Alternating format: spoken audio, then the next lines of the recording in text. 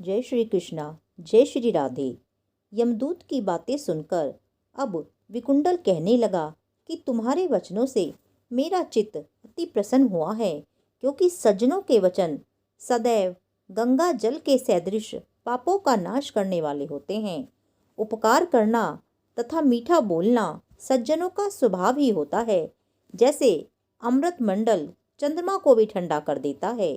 अब कृपा करके यह भी बतलाइए कि किस प्रकार मेरे भाई का नरक से उद्धार हो सकता है।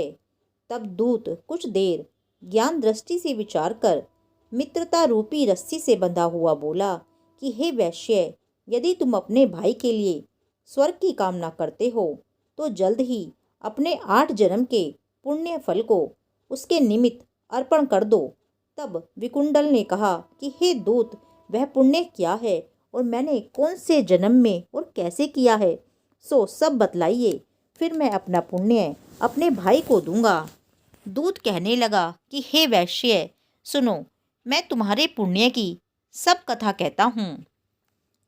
पूर्व समय में मधुवन में शाल्की नाम का ऋषि था। वह बड़ा तपेश्वरी ब्रह्मा के समान तेज वाला था। नवग्रह की तरह उसकी स्त्री रेवती के 9 पुत्र थे, जिनके नाम ध्रुव, शशि, बुध, तार, ज्योतिमान थे। इन 5 ने गृहस्था आश्रम धारण किया तथा निर्मोह, जितमाए, ध्याननिष्ठ और गुणातक ये चारों संन्यास ग्रहण कर वन में रहने लगे। ये शिखा सूत्र से रहित पत्थर और सोने को समान ही समझते थे। जो कोई अच्छा या बुरा उनको अन्न देता वही वे खा लेते, और कोई कैसा ही कपड़ा देते उसको वे पहन लेते। सदैव भ्रम के ही ध्यान में लगे रहते। इन चारों ने व्रत, शीत, निद्रा और आहार सबको जीत लिया। बस चर अचर को विष्णु रूप समझते हुए मौन धारण करके संसार में विचरते थे।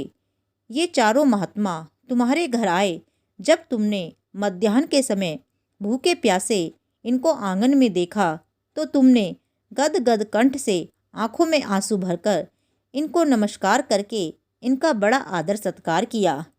इनके चरणों को धोकर बड़े प्रेम से तुम इनसे कहने लगे कि आज मेरे अहोभाग्य हैं, आज मेरा जन्म सफल हुआ, मुझ पर भगवान प्रसन्न हुए, मैं सनाथ हुआ, मेरे माता पिता पत्नी पुत्र गौ आदि सभी धन्य हैं, जो आज मैंने हरि के सदृश आपके दर्शन किए। सो हे वैश्य, इस प्रकार तुमने श्रद्धा से उनका पूजन किया और चरण धोकर जल को मस्तक से लगाया। फिर विधि पूर्वक इनका पूजन करके तुमने इन सन्यासियों को भोजन कराया। इन सन्यासियों ने भोजन करके रात को तुम्हारे घर में विश्राम किया और ब्रह्मा के ध्यान में लीन हो गए।